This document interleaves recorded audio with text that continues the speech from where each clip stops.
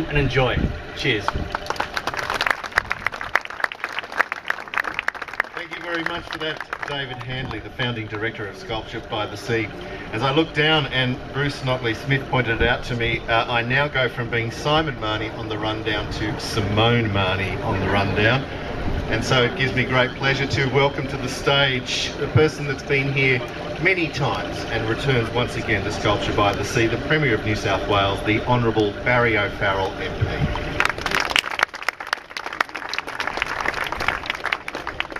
Thank you, Mr Marnie. Can I acknowledge my parliamentary colleagues, George Souris, the Minister for the Arts, Bruce Notley-Smith, whose electorate this is, Gabrielle Upton, who's just across the bay.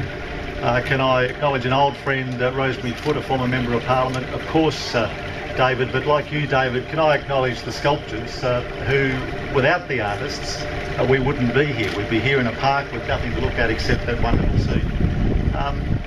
The support of the state government for this project was a classic no-brainer.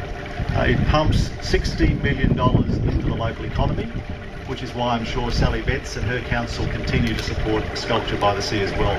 I'm told, I don't visit restaurants that often these days, I'm told it's hard to get a place in a restaurant whilst this festival is on. 2,000 children get the opportunity to work with some of the artists whilst this is going on. Another reason why we should support it. But more importantly, 500,000 people will visit Sculpture by the Sea in its 16th season. So for all those reasons, the state government last year committed to a 4-year funding program. We think it's sensible, and David, every time I come back, every time I see what you managed to put together for this exhibition, I know that that investment is a good investment, not just in this event, but in the arts community across New South Wales, and encouraging people to participate, because that's where part of the funding goes, but also in ensuring that it's marketed and publicised well. Can I also make the point, David, about you?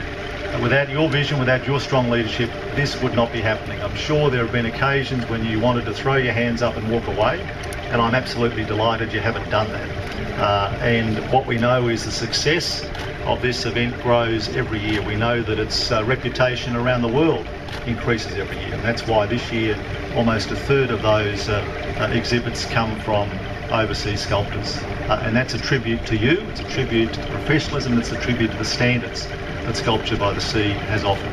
And so for all those reasons, I'm delighted to be here again, being the boring politician, giving the boring speech, but making the important point. I liked it. Making the important point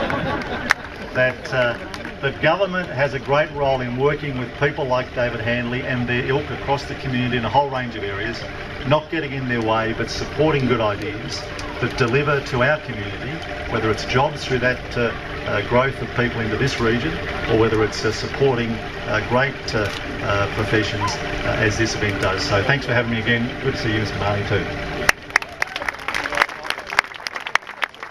Thank you very much, Premier of New South Wales, the Honourable Barry O'Farrell MP.